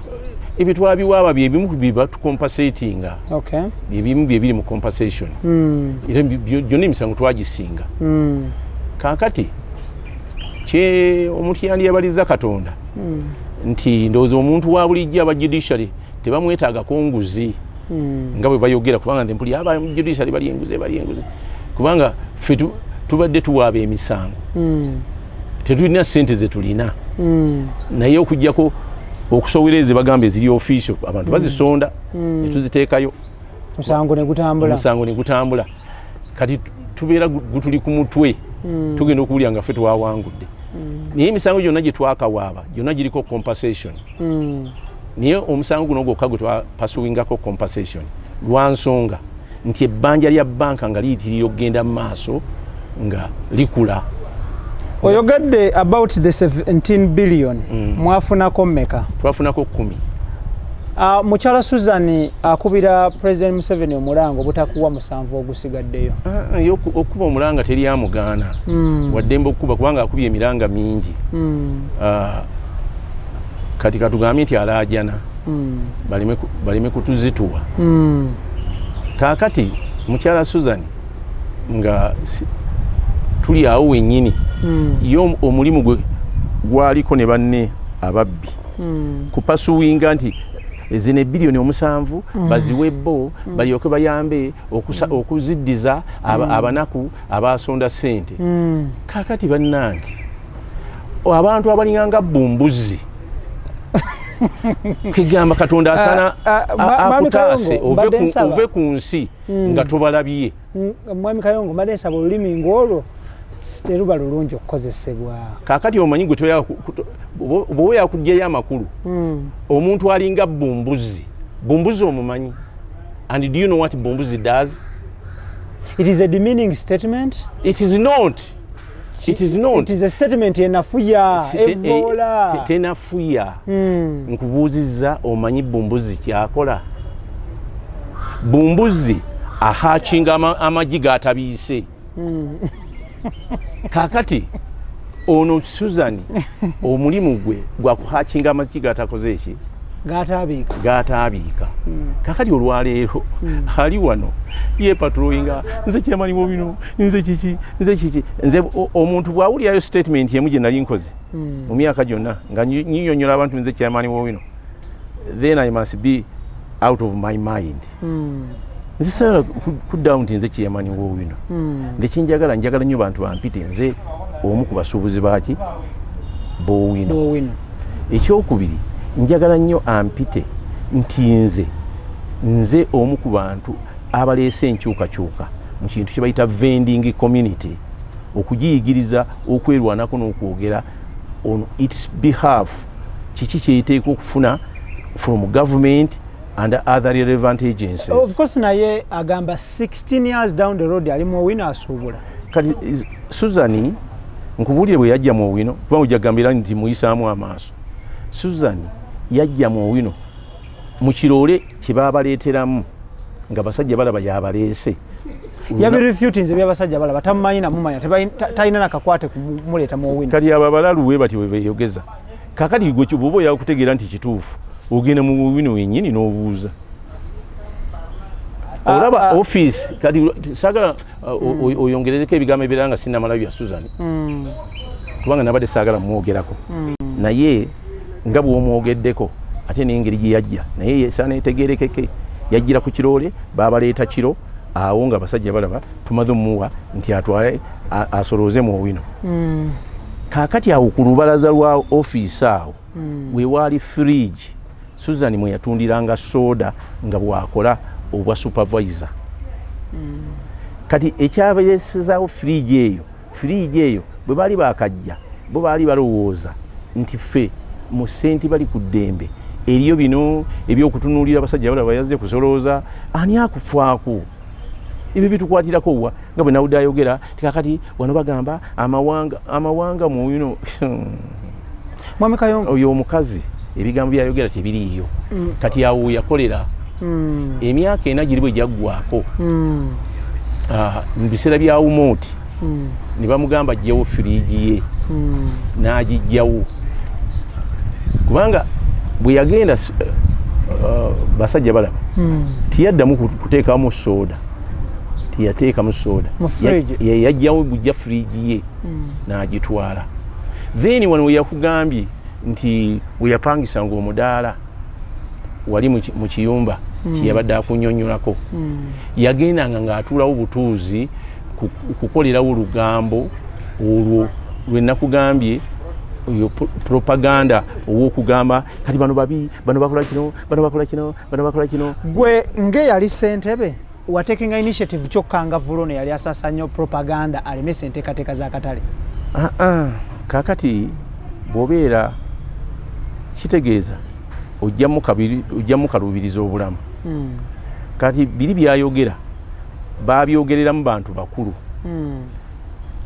abyogedde kubanga singa ova ku lunaku Susan lwe bamuleeta mu katale okutuuka olwaleero emyaka 16 teginnawera otegedde ali myaka naye kaakati agyeyogeddeko nti agirina kaakati nze nkaayane naye nti togirina kati nfunemu nki singa bakusanga nga omulalu agamba nga olabawo endiga ng'agigana eyo mbwa owakana naye neyo simbwa nawe eyo mbwa kali eyo simbwa kati gw'omuleka bulese omulalu ng'ayogera Mwami Kayongo paka lwakoowa ajja kukoowa omukyala mu bigambo ebimu ya akukwotinga okubeera nti okozesa olulimi olw'ekikumpanya n'obufere n'okucyaŋŋanya ebigambo kaakati omanyiga ali akozesa olulimi olw'ekifere olucyaŋŋanya ebigambo yakugambye tulina akawunti 9 mu DFCU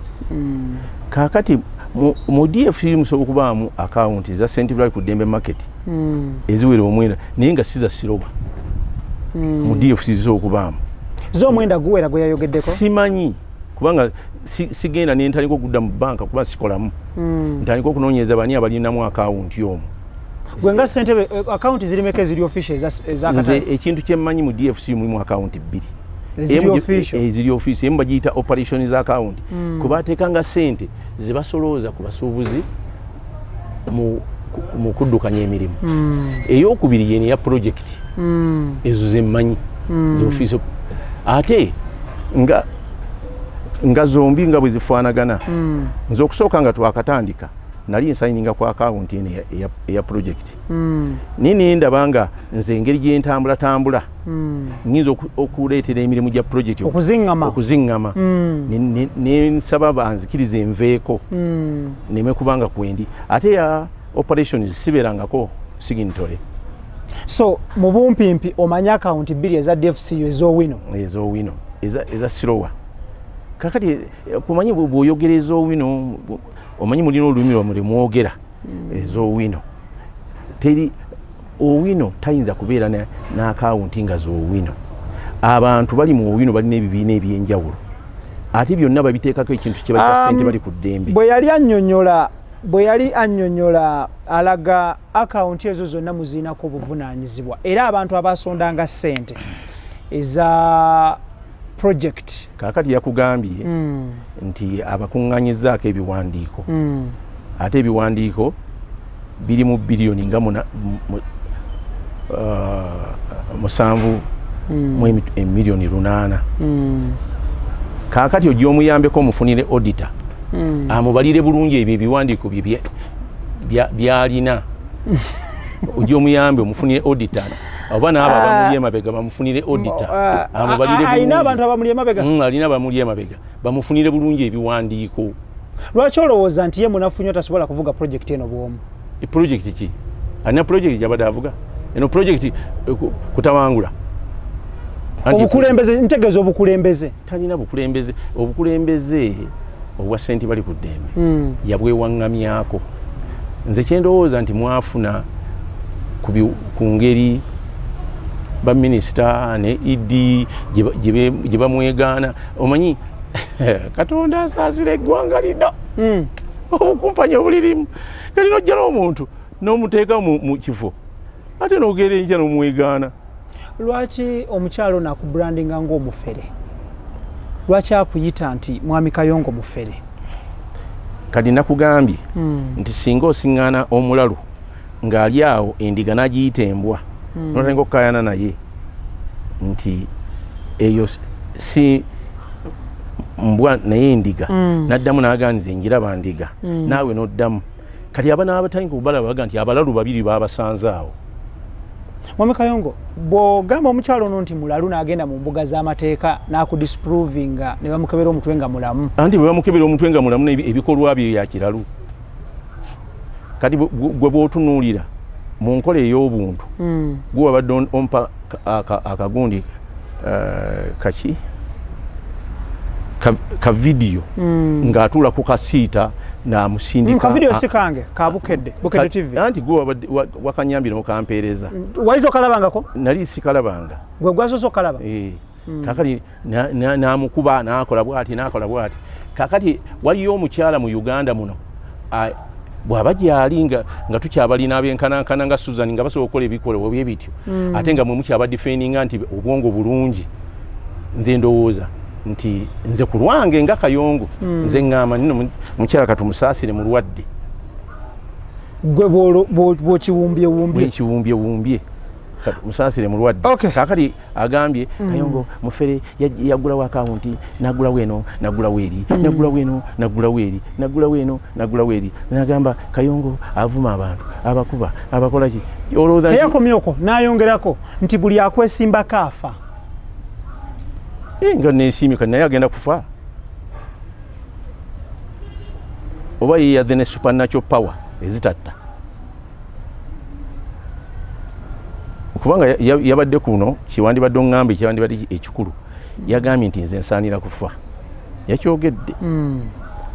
Kaakati naye ffe tulina ekisumuluzo nga kisumulula ate ne kiggalawo. Kigamba nti lw'oyagaliza mukaakitaawo lutta nnyoko. Ate erimu mu byawandika ne bagamba buli abasima obunnya bo be bali bugwamu bo bennyini. Kati abantu mu Uganda wano bwe baba bakuba amasimu ku maleediyo ngena ne mbawuliriza nga bagamba nkwagaliza byonjagaliza. Statement yo nange njiwuliza nnyo. Eyogerwa nnyo. Kaakati byanjagaliza bye mwagaliza kale. Naawe ate kati what can I say? Omuganda agamba nti ezenkanankana n'ebisiki. Tezaaka. Kaakati katukyuse. Nakugambye ekintu kyenjagaliza Susan kintu kimu. Mukama amuwangaaze. Abantu bamulabeko nga byayogera talinako kyayinza kubanga ayambye ku muntu noki. Mwami Kayongo from day one omukyala mulimba. Kati olunaku lwaleero yabadde linga jjo yatuuziza olukiiko mu ofiisi ye. Okyalina bambega bakuwa information? Abo si baba bambega. Abasuubuzi bayita be bakukubira essimu ne bagamba yabaddeyo kino. Kati bwe bali bayita bambega kitegeeza mbega biki ebyo ebyekisiru ebyo yagambye eri emabega wa katale eri ku kijjukizo waliyo ebibaawo ba LC abamuzaana babikubayo ba LC bamuzaana era ojja ogendeyo banoonyeeko babuuze bakubayo ebibaawo abantu ne batundirako engoye yagambye nti awuka ku bibaawo ng'abuulira abasuubuzi wavaawo $5,600,000 olunaku naye simanyi okujjako ng'oli mulwadde ekintu kye bayita miliyoni si kintu kye bayita okusaaga nogamba $5,600,000 olunaku kati olunaku lumu babuulira President Museveni nti akatale ako konna olunaku nali nkasoloozaamu $7,000,000 edde padde $7,000,000 kakati nze ne mbayambako ne ŋŋamba katuziyite 7 bayinza okuba nga 7 ne 7 tebamanyi kubyogera kubanga nze mbasaasira nti tebamanyi kubyogera kati netugamba kazibeere 7 kakati yakatwala asolooza ssente buli lunaku ajjamu mmeka ye buli lunaku kakati lwaki tanyonyola zajjamu mu kifo ky'okunyonyola zatajjangamu ekyokubiri abantu abatwala ebisaaniiko ebiva mu Owino ye City Council naye ate abantu abagamba bamuweeyo 10,000 bamuweeyo 2,200 za kutwala bisaaniiko naye City Council yebitwala emmotoka ya City Council from day 1 paka olwaleero yetwala ebiki kasasiro bisaaniiko kasasiro bisaaniiko naye ate ye bw'aba atwala ssente agamba ssente zaki za bisaaniiko ate ye bw'aba ssente ezo zafuna agamba zimuyamba okusasula ba security okuddukanya operations za katale which operations yagamba tewali operations ziri mu katale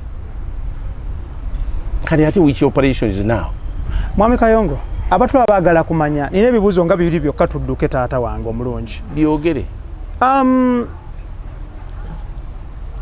obutakkaanya bwo ne Susan buyinza gonjoolwa butya nze sirina butakkaanya bwange na Susan sina kyesikkaanyako na Susan kubanga sina kyempakana na Susan. Thank you webale nnyo. Ekibuuzo ekirala olowooza kyekiyinza okuviirako kyekirina okukolebwa Owino atereera aveemu endooliito Kayongo Susan KCCA government Kayongo Susan KCCA kankubuulire kyova olabanga ngina nendowooza nti abantu abamu oba tebasomerako ddala waliwo obuntu bubeera okwo ku social media bugamba nti kwotegeerera nti ono omuntu talina kintu kyonna kyayinza kudirivalinga eri bantu buli lwayogera ayogera ku balala buli lwayogera ayogera ku balala nze sina lwe nnyinza kugenda ku radio oba mu mawulire nenjagala mentioninga ku linnya lya Susan kubanga mba mu promotinga ku bintu byayogera ebitali mu makulu kakati n'olwekyo olwaleero kati bw'oba obalamu Susan yakamala ebbanga ki mu katale nga yakakuliranga bwayogera tawezezza emyezi 3 kati bw'aba agiwezezza kati wali owuliddeyo omulundi n'ogumu nti bwe nagenze mu katale natuuzizza olukiiko nga njagala bavumirire Susan sikiwulirangako naye ate buli lwatuula waatuula buli lwalemwa ebimukwatako ng'amaze okukola blunders ayagala kwogera ku nze kaakati gwe tolina ngeri ojjawo bintu bikulu n'ebirungi byenkoze okutuusa Owino waali tosobola kubanga ebirimu njagala nkuviire ku kisookera ddala waliwo ekintu kyayogera nempulira nga Mukama singa kisoboka yandivuddeyo omukazi ono ng'abyogera n'amukola nga bali bakabaka be bagamba omukono ne guwandiika ku kisenge kakati bw'ogamba nti oli bw'aleeta eroole y'ebintu nga bamugamba leeta 10 wano gwolowooza boogamba nti leeta 10 wano babadde batambulira mweno episode ey'okutambulira ku mmundu era 10 oli olowooza lyangu nnyo okuvaayo bwe lityo nti ate bwe bamala okuwa 10 oli n'agenda wali n'abagamba nti ate muleeteeyo 13,000 is that possible kegamba gwe bayita investigative journalism yeeri nti waliwo ensawo emu gye bayonze okusaba singi 13,000 omuntu n'aziwa ate waliwo ensawo eyinza okuba nga oli yaleese ensawo za 3 n'amala ozisasulira ate bw'aba ziyingiza kali yasasulidde kiki ku paakinga wali ku kkubo genda opaakingeko awantu otandika okusaba sente zisukka singi 10,000 paaking olabe nga banaazikuwa kati abantu bamanyi ekyokukola ne bwe batunuulira bageraageranya omusajja omukazi ono ebigambo byayogera n'abantu abali emabega we bye bafaanana olabira ddala nga substance temuli. Mwami Kayongo, birungi ki omukyalo ono byakoledde akatale mu bbanga lyabaddeko lino sofa mukulaba okuko? Nze mukulaba kwange ekintu kye nandigambe kyakoledde akatale kwe exposinga nti mu butuufu abantu ababadde batutawaanya basindi yeye omu ku ba agent. So kodde statement eyo sigitegedde bulungi? Kyakoledde akatale ekirungi tutunulira birungi bya mukyala Susan ekyo kirungi nnyo okubanga tubadde tulowooza nti ani atutawaanya n'alyoka avaayo mu black and white nti nze nzuuno wano. Eyo ye success gy'alina. Success gy'alina. Ekirala kirungi kyakoledde akatale? Ekirala ekirungi kyakoledde akatale kwe kubeera nti asobola okukonvinsinga arms za gavumenti zireeta awo amagye poliisi LDU ebabeera omu nga beetoolwatooloola omwo. Excuse me, so omuntu wa bulijjo n'afuniramu wa? Kyendowooza nti omusuubuzi ali mu Owino afuniramu wa? Arms za gavumenti okuba nga ziri mu katale omwo zijjuddemu. Kwe kutege kyafunamu nti esente z'omusobozi zisaasaanyiziddwako wano ewaabwe. Kirungi ki ekirala kyakoze mukyala Susan mu bbanga lyabaddeko lino? Kwe kubanga asobodde okutabaala medias ez'enjawulo ne yeemulisa. Akatale kakifuniddemu wa? Omanyi omuntu okukulembera n'obeera successful enkulembera za mirundi ebiri. Bw'okulembera nga tewali kyoyongerako obeera okulembedde bulungi nga bakubalira myaka naye nga tewali kyokoze eki kyoyongeddeko. N'okulembera nga buli kaseera waliwo ekipi ekijja ekyoyongerako nako okukulembera. Kaakati ono Susan akulembedde kati ngabwe tumubalira emyezi tujja kutuuka n'okumubalira omwaka n'emyaka naye nga talina kyayongerako. Akatale keka ng'oggyeko slow okuba nti yali operating ne DFC, which other banking institutions embadde mukolagana nazo? Banking institutions zonna tubadde tugezaako okwagala okukolagana nazo wadde uba tuguddeewo akawunti. Okay, tutunuulire ze mbadde muguddemu ku account nga ziri active besides DFC. Finance Trust. Okay. Yeah. Twali tutuukiriddwa aba banka ya